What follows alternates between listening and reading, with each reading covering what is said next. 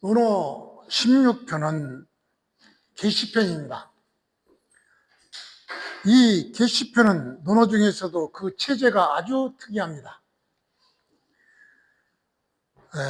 다른 점과 특이한 점은 특히 이 계시편에서는 공자왈이라고 이렇게 표현이 됩니다. 다른 장에서는 거의 공자가 말한 것도 자왈로 표시하고, 특이한 몇 경우, 즉 왕이나 최고의 권력자가 말할 때는 그들을 높여주기 위해서 공자왈을 썼는데, 계시편은 전부 공자왈이 나옵니다. 그것도 아마도 계시가 노나라의 실권자였기 때문에 그에 대한 예의를 해주기 위해서, 예우를 해주기 위해서 공자왈이라고 표현을 했는지, 좌우간 계시편은 다른 점과 특이한 점은 먼저 공자왈로 말이 시작이 되고, 그 다음에 사무, 삼락, 사면, 삼계, 삼회 등 숫자적으로 특히 이 숫자적으로 맞춘 장이 많으며 또 장폭이 깁니다. 그래서 1편 같은 경우는 1장인데 5절로 나눠서 설명을 하고 있습니다. 역사적 배경은 춘추시대의 노나라에서는 노환공의 후손인 사만, 즉 맹손씨, 숙손씨, 개손씨 가문이 정권을 장악했습니다. 이를 사만이라고 하는데, 제가 이 논어 설명을 하면서 사만에 대해서는 수도 없이 언급이 됐기 때문에 여기서는 간단히 얘기하겠습니다. 특히 이 편에서는 개손씨, 그가 군사력과 경제력을 바탕으로 해서 그의 군대는 국군보다도 더 강한 사병을 가지고 있고, 그렇게 해서 그것을 기초로 해서 권력을 행사했던 그런 사람입니다. 그래서 당시 상황은 군주는 있으나 실권은 없고, 신하인, 즉 군주의 신하인 사만시들이 그들의 자리를 넘어서 군주처럼 행동했습니다. 공자는 이런 상황을 예가 무너진 상태로 봤습니다. 그래서 계시편 첫 장에서는 계시가 전율을 정벌하려 하자 공자가 강하게 비판한 것도 이러한 시대적 배경 때문인 것입니다. 그래서 이 계시편의 전체적인 구조는 1장과 2장에서는 정치와 권력을 비판하고, 3장과 10장에서는 군자의 수양과의 경계를 얘기했고, 11장과 14장에서는 학문과 예학과 교양에 대해서 언급을 했습니다.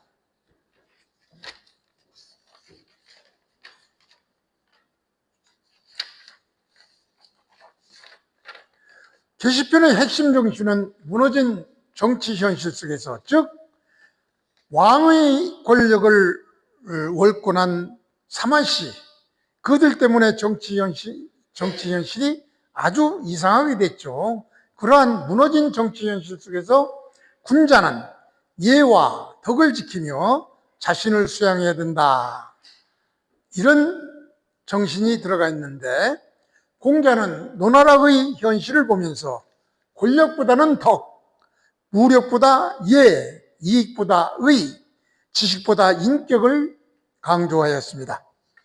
결론적으로 계시편은 노나라 권문세족인 계시의 전행을 배경으로 공자가 정치의 바른 길과 군자의 수양, 그리고 예학과 학문의 중요성을 설명한 그런 편입니다. 그래서 계시편 1장은 이 문장이 길어서 5절로 나눠서 설명을 하고 있습니다. 그래서 1장에서 그 1절은 처음 단락은 전유라는 나라가 있습니다. 전유라는 그 부용국이죠. 즉 노나라에 속한 작은 부용국이에요. 부용국이라는 것은 종주국에 속하여 그 지배를 받는 약소국가를 부용국이라고 합니다. 그래서 노나라의 부용국인 전유, 이 전유는 현재의 산동성 동남부 일대에 있었던 것으로 추정이 되는 땅입니다. 동몽산 제사를 받고 있었기 때문에 종교적, 정치적으로 특별한 주의를 가지고 있었습니다. 그렇기 때문에 계시는 이 당시 노나라에서 사만 가문의 권력을 장악해서 그중 계시가 가장 강력했죠. 그래서 이 종교적, 정치적 특별한 지위를 가지고 있는 전유를 작은 부용국임에도 불구하고 독자성을 유지하자 계시는 이를 병합하려 하였던 것입니다. 공자는 전유 정벌이 국가의 공익 때문이 아니라 계시들의 사욕, 개인적인 욕심 때문이라고 비판을 했던 것입니다. 그래서 전유는 원래 노나라 체제 안에 있는 제후인데 왜 치리하느냐고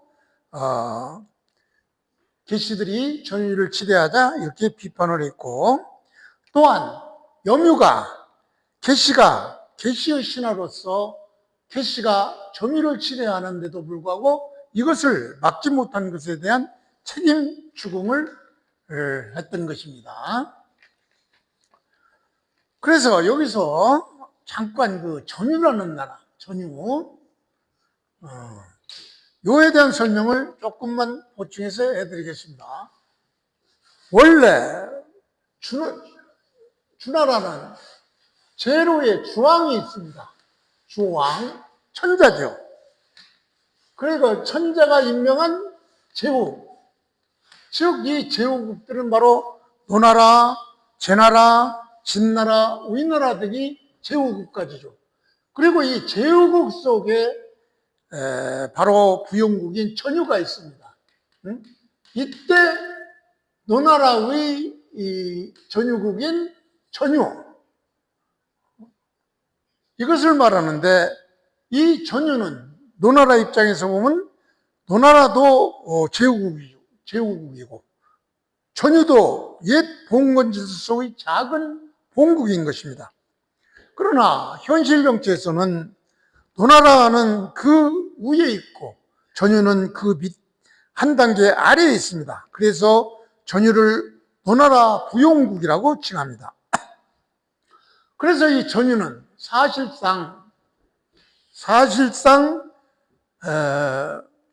노나라 부용국으로서 주 왕실이 동몽산 제사를 맡긴 그런 작은 봉국이고, 노나라 영역 안에서 존재한 부용국이고, 형식상으로는 제후국 전통을 가진 약소국이고, 실제 정치 질서에서는 노나라에 종속된 봉신국이고, 그래서 공자는 사직지신이라고 부르며 계시가 전유정벌을 하는데, 이 전유정벌은 예침이 아니라 세력 확장을 위한 내부 병합 시도라고 봤던 것입니다. 그래서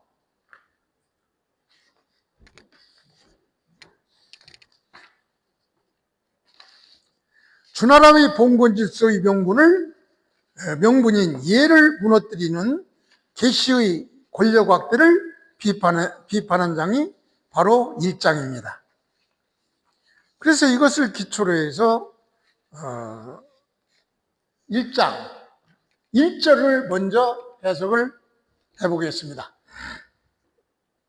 계시, 이때의 계시는 노나라 실권을 잡은 계시들인데, 실질적으로는 계시 중에서 실제 인물은 이자연, 계자연이었어요. 계자연.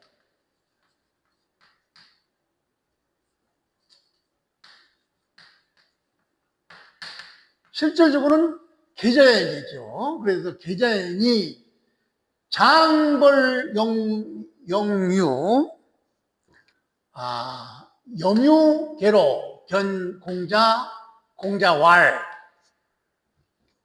그러니까 계시, 즉 실질적으로는 계자연이 장, 미래, 앞으로 이런 거예요. 벌은 뭐 무력으로 치다, 공격하다, 정벌하다 이런 얘기죠. 어디를? 전율을. 그러니까 여기서 한 문장이 끝나죠. 그냥 주술목이죠. 계시, 즉 이자연이 전율을 친다. 그런데 언제? 앞으로 치려 한다. 미래죠. 당시에서의 미래죠. 그러니까 계시, 이자연이 전율을 치려 합니다. 그래서 염유와 계로, 여기에도 접속사 이가 빠졌죠.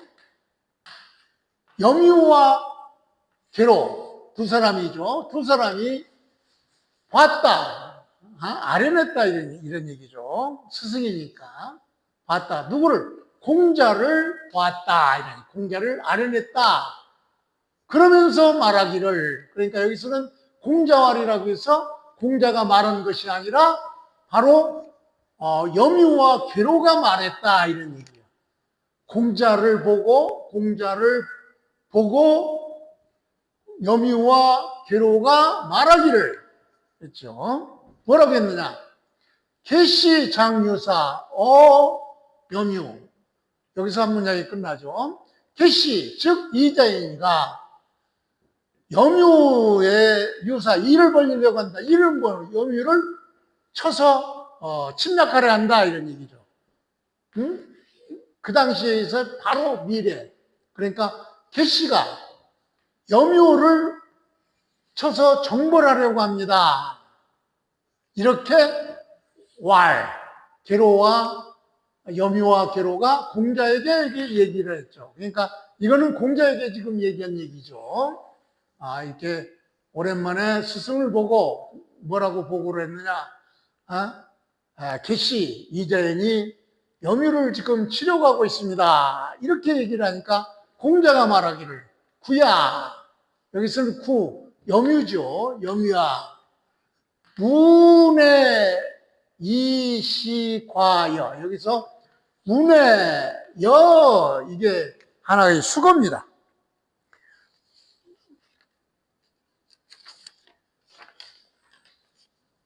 뭐뭐 아니겠느냐? 문의 여. 뭐뭐 아니겠느냐? 가로가 뭐예요? 이시과. 이는 여기서 구한 사람을 얘기했지만 실제적으로는 아마 복수일 거예요. 너희들. 그런데 너의 그 잘못, 너의 잘못이 아니겠느냐? 이렇게 공자가 염유와 제로가 이자연이가 전율을 치려고 한다고 이렇게 보고를 하니까 전율을 치려하는 그 자체가 바로 너희들 잘못 아니냐? 그 이제 내용은 또 나오죠. 왜? 염유, 전유, 석자, 선왕, 이의, 동몽주. 예? 그러니까 무릇, 이래 무릇, 염유,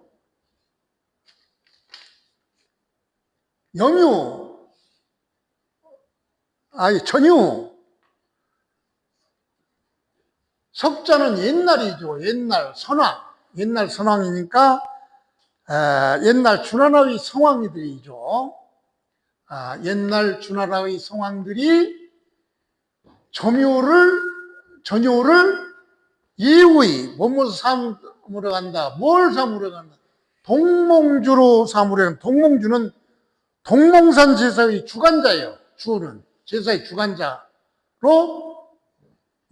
삼으려 한다. 그래서 무릇 전유는 옛날에 주나라 선왕들이 그쪽 동몽산 밑에 봉하고 그를 동몽의 주 제주로 삼으셨으니 또 제방역지중의 여기서 하나 끝나죠.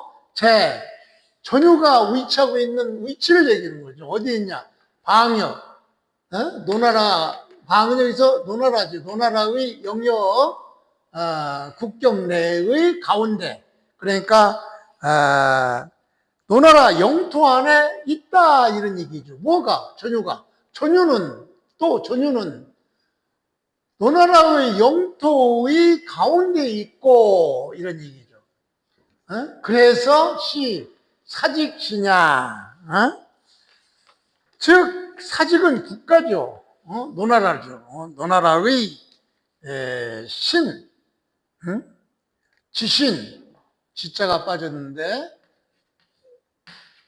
노나라의 신하. 그러니까 노나라에 소속된 신하국. 그러니까, 여기서 계시가 전유를 침범하라고 했는데 왜 침범하느냐? 이건 바로 이 동몽주로 선왕들이 삼았고 또 노나라 영토 안에 있는 노나라 땅인데 뭐로 이것을 같은 국가의 소속된 그런 국가인데 이것은 바로 이 노나라 가운데 있는 국가인데 무엇으로 이것을 바로 치려고 하느냐 이런 얘기죠. 그러니까 이 전유는 바로 사직을 지키는 국가, 즉 노나라를 지키는 신하국가인데, 즉 부용국인데, 노나라는 적국이 아닌데 어떻게 해서 자기 부용국을 침략하려 하느냐 이런 의미죠.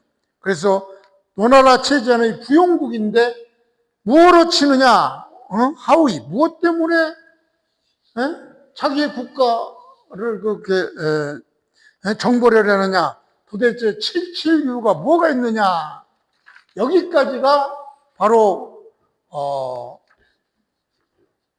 계시편 1장의 첫 번째 절입니다. 1절입니다.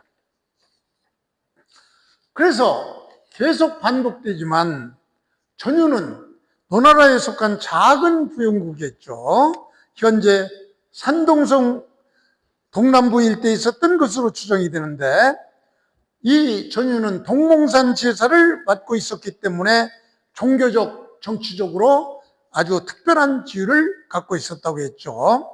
그래서 계시는 왜 치려고 했느냐? 당시 노나라는 사만 가문의 사만 가문이 권력을 장악하고 있었죠. 그중 계시가 가장 강력했고 전유가 작은 나라임에도 이 독자성을 유지하고 있었어요. 그래서 계시가 이를 병합하려고 했던 것이죠. 그래서 공자는 이것을 비판하기를 전유정벌이 국가의 공익 때문이 아니라 계시의, 즉 계자연의 이 사적 욕심 때문이라고 보고 전유는 원래 노나라 체제 안에 있는 최후국인데, 즉 부용국인데 왜 치르는가라고 비판하면서 염유와 자루가 이를 막지 못한 책임을 추궁한 장이 바로 1절입니다. 그 연이어 이제 2절을 보면은 2절은 염유왈 부자욕지 여기서부터 끝나죠. 이신자 개불욕야 여기서 또 끝나죠. 그 염유는 말하기를 부자는 여기서 계시죠. 실력자 계자연이죠. 말하자면 계자연이 이 지는 바로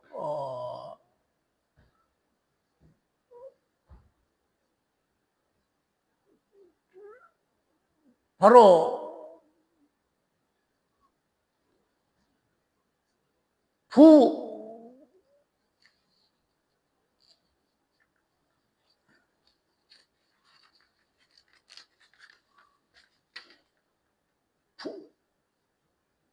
부유죠. 그러니까 이 개선시, 즉 계자연이 그렇게 하려는 것이지. 욕은 여기에서 이 욕과 밑에 마음심 있는 욕이 구별이 되는데 한때는 같이 쓰기도 하고, 그런데 일반적으로 이때 마음심이 없는 하고자 한다 이런 얘기죠. 지는 뭐요? 부유를 치려고 한다. 이런 얘기죠. 그러니까 염유는 말하기를 부자, 즉 계자연이 부유를 치고자 합니다. 이런 얘기죠. 그러니까 개선씨가 그렇게 하려는 것이지, 즉 계자연이 치려고 하는 것이지, 오이신, 우리들, 여기서는 오가 나가 아니라 우이죠. 우리들, 복수죠. 우리들 두 신하, 즉 염유와 개로 두 신하는, 개는 두 사람이죠. 두 사람 모두 불욕지가 이제 여기서 생략되어 있겠죠. 그 부유를 치려고 하고자 함이 아닙니다. 그러니까 바로 저희 두 신하, 염여자는 모두 이것을 원하지 않습니다. 이렇게 염유가 변명을 하니까 공자가 말하기를, 공자왈 부야 염유야 주임 유언어 유언, 즉 주임은 바로 옛날의 사관이죠. 염유야 들어봐라. 옛날의 사관이 한 말이 있다. 있다 말. 옛날에 사관들이 한 말이 있는데 뭐라고 했느냐? 이게 이제 사관들이 한 얘기죠. 뭐라고 했느냐? 진력치여라고. 모든 힘을 다해서, 힘을 모두 다해서 이런 얘기죠. 즉 자기 능력을 발휘해보고 이런 얘기죠. 치는 나아가다 이런 얘기지. 열은 바로 치고이. 그러니까 자기 전력을 다해서 힘을 다해보고 그 위치 진결에 나아가는 것이지. 불능자지. 불능. 이렇게 모든 힘을 다해서 해보고 무슨 일이 성취되면 그때 그 어떤 직에 나아가는 것이지. 그러지 못하면은 이렇게 진력을 다해보고 어떤 자기가 계획했던 걸 성취하지 못하면은 그런 사람은 뭐냐? 멈춰야 된다. 즉 어떤 직책을 맡아서는 안 된다. 이런 얘기죠. 이게 누가 얘기했냐? 주임, 역사의 사관이, 옛날의 사관이 한 말입니다. 이게 사관이 자기 능력을 발휘해보고 어떤 자리에 올라야지 자기 힘으로 못하면 벼슬을 그만둬야 된다. 이런 얘기죠. 즉 위불지, 전이불부. 여기서 또 한마디가 끝나죠.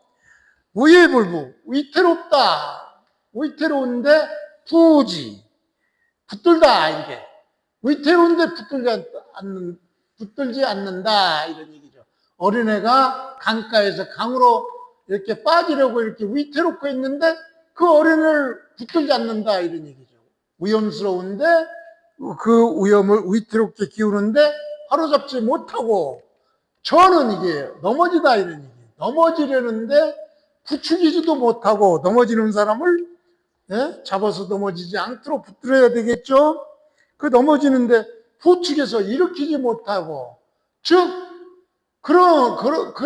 그런다면은, 이렇게 위험스러운데 붙들지 못하고, 넘어지려는데 부축도 못하면, 그렇다면은 장언용 피상, 그런 그런 돌 가신들, 그런 가신들은 장래, 어찌 써먹겠느냐, 용. 이게 이제 어찌 언이니까 물음표가 들어가겠죠. 그러니까 위험스러운데 붙들지 못하고 넘어지려는데 부축도 못하는데 그런 신하들을 어떻게 장래 써먹겠느냐, 이런 얘기죠. 그래서 또 이언과의, 또 너희들 말에 잘못이 있느니라, 이러니 그대들 말, 너희들 말이 틀렸다, 이런 얘기 변명하는 거죠. 왜 틀렸느냐? 아주 기막힌 예시를 들어줬죠. 호시 추러, 요자는 어떤 그 번역서는 보니까 이거를 뭐 이런 식으로 번역을 했던데, 옥편 그 속어 뭐 이런 것까지 다 나오는 옥편을 찾아보면 이게 나와요. 여자는 고목나무 신이라고 해서 그 옥편에는 뭐라고 했느냐, 목, 자, 사 이렇게 표현이 됐더라고요. 그러니까 나무가 스스로 죽은, 그러니까 고목나무죠. 고목나무에 있는, 즉 고목나무로 만든 이 신이 바로 뭐냐, 고목나무로 만든 우리죠, 우리. 그러니까 호시는 조금 이따 다시 설명드리겠지만, 호랑이와 코뿔소가 고목나무로 만든 우리에서부터 탈출하면, 이런 얘기죠. 그러니까 이 맹수들이 우리에서 밖으로 나온 상태니까 아주 위험한 상태죠. 이렇게 위험한 상태고, 또 기옥 회어 독중, 여기서 기는 거북기인데, 이 거북은 점을 치는 신성한 것이죠. 이 거북과 또 옥은 또 의례에 쓰는 아주 귀중한 것이죠. 그러니까 거북과 구슬이, 옥이 어독중, 이 독은 바로 함이죠. 함독자예요. 무슨 함? 그러니까 이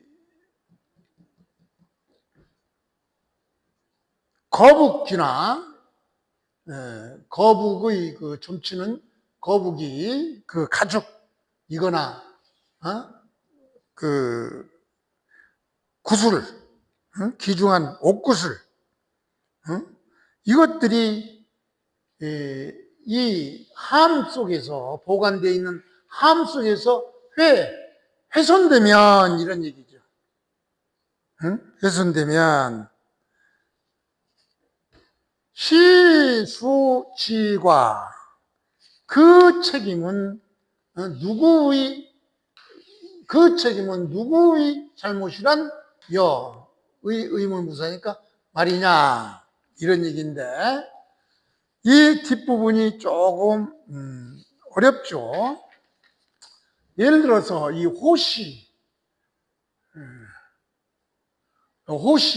호랑이와 이 시는 바로 애플소시더라고요. 애플소시. 글자도 이상하게 생겼는데, 앙컷 코뿔소 이렇게 나왔어요. 그러니까 이 호시는 이 주자집도에서는 뭐라고 표현했느냐, 맹수다, 이러니. 사나운 맹수다, 호시는. 그래서 여기서 호랑이와 넷불소는 실제 동물을 말하기도 하지만 비유적으로 표현하는 것이죠. 비유적으로. 즉 호시라는 건 이것이 이런 맹수가 이 독에서 빠져나오면 얼마나 위험합니까? 그러니까 위험한 사태라든가 반란이나 전쟁 이런 것을 비유해서 얘기하는 것이죠. 즉 국가 질서를 어지럽히는 세력을 뜻하는 것으로 호시를 이렇게 표시하고 있는 거예요. 그래서 공자는 당시 계시가 전율을 치료하자 공자는 그런 큰 화 일어나도록 놔두고 있는 것은 누구의 책임인가라고 외치면서 영구를 질책했는데 호시는 바로 나라를 어지필 수 있는 위험한 정치적 사태를 비유한 것이죠. 그 다음에 기옥은 무엇인가?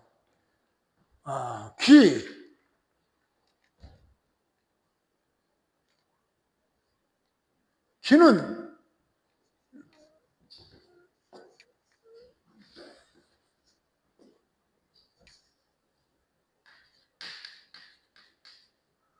기소 이 복이라고 그랬어요. 거북은 복은 뭐예요? 정치는 데 쓰고 있어요. 그 다음에 옥은 옥이죠. 기와 옥. 옥은 어디다 쓰는 거냐? 옥은 소이예. 즉 예를 행하는 데 옥을 쓰죠. 그러니까 거북은 바로 점치는 데 쓰고 옥은 바로 예의를 행하는 데 쓴다 이런 얘기예요. 그러니까 이 기와 옥 모두 이게 이 개는 바로 그 거북과 구슬이죠. 구슬 모두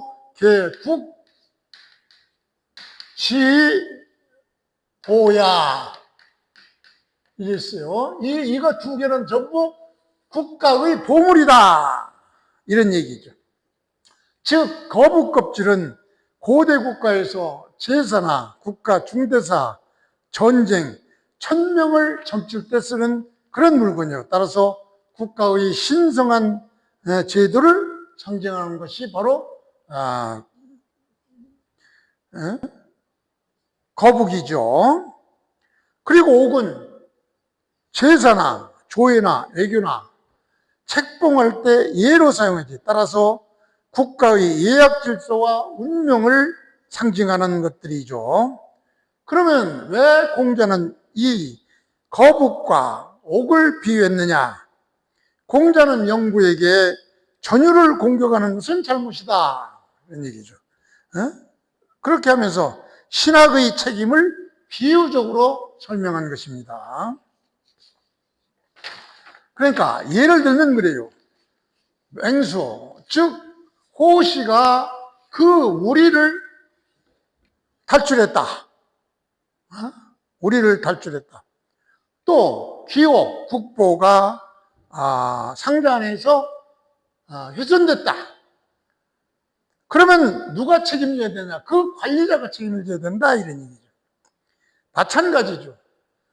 전율을 공격하여 나라를 어지러워지는 것을 막지 못했으면 계시를 보자는 영구와 차로에게 책임이 있다 이런 의미죠.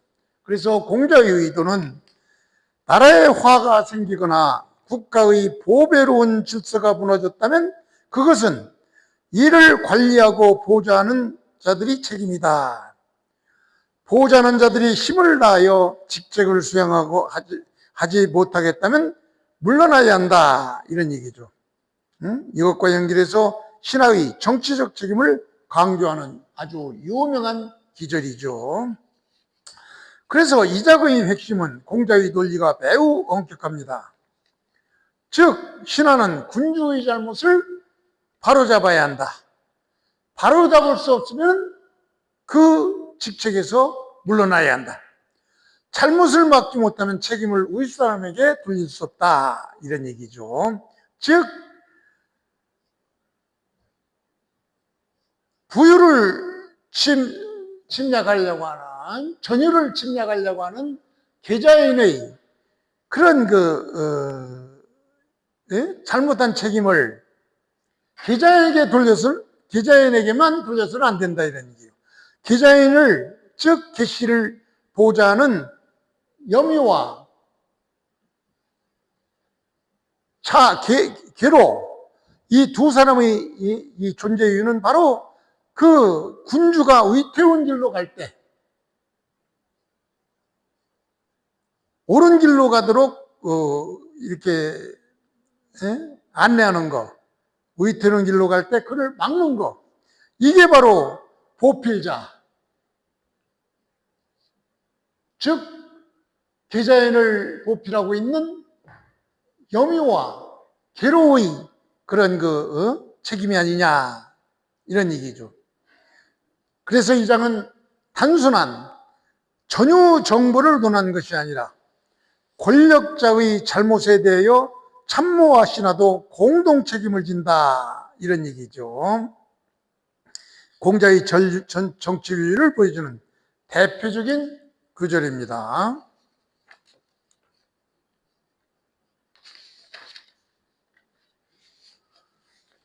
자, 1절과 2절인데 계속 연결되는 3절, 3절을 보면은 염요왈 금부 전유,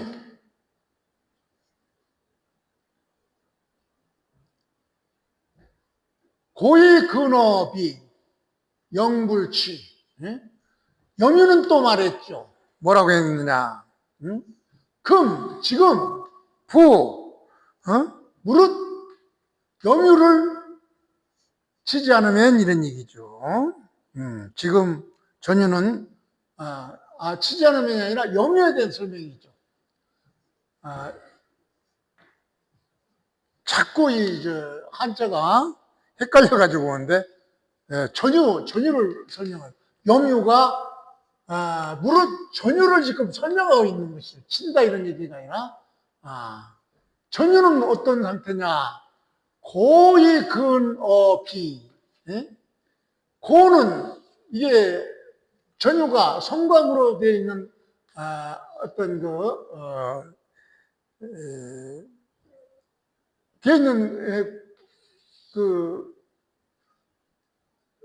지역이기 때문에 이게 주에라는 아마 성으로 둘러싸여 있을 거예요. 그런 그 성이 아주 견고하다, 이게 성곽이 아주 견고하고 근업이 비의 근처에 있다. 비는 어디냐?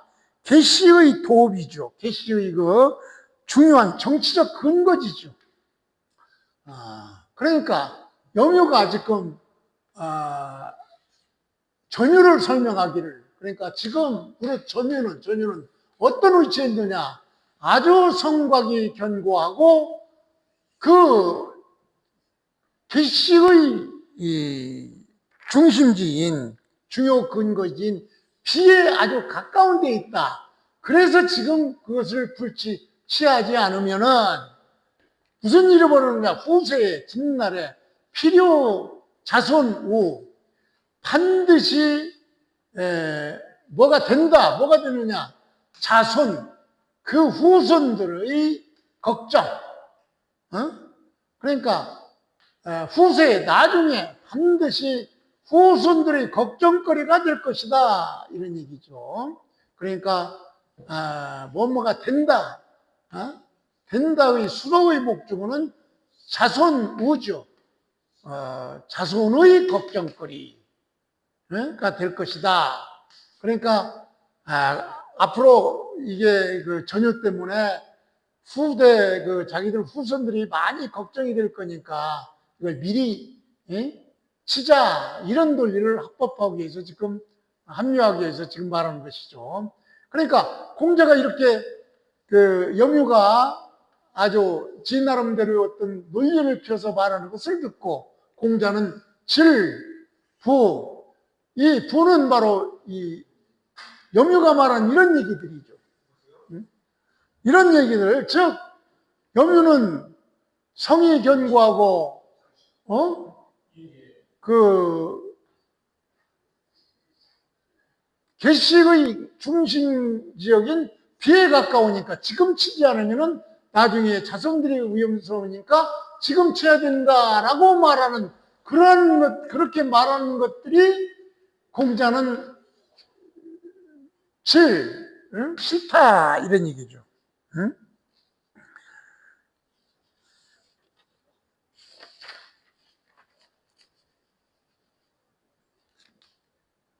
그러니까 염유는 미래의 안보를 위해서 자손들의 걱정거리, 미래의 안보를 위해서 미리 정보를 해야 된다 이렇게 주장을 하니까 공자가 다시 이렇게 반박을 하는 것이죠.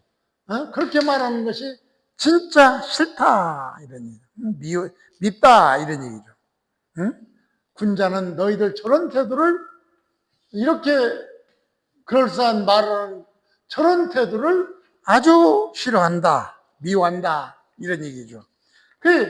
구체적으로 사일 욕지하고 이 필의 지사, 사는 감추다 이런 얘기죠.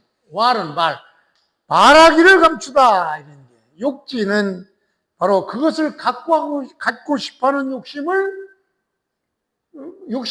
그 욕심 부분의 말을 감추고 이런 얘기죠. 그러니까 무릇 겉으로 욕심이 없는 듯 하면서 실제로는 욕심이 있는 것을, 이런 것을 공자는 미워하죠. 그러니까 공자가 미워하는 것은 이 내용 전부죠.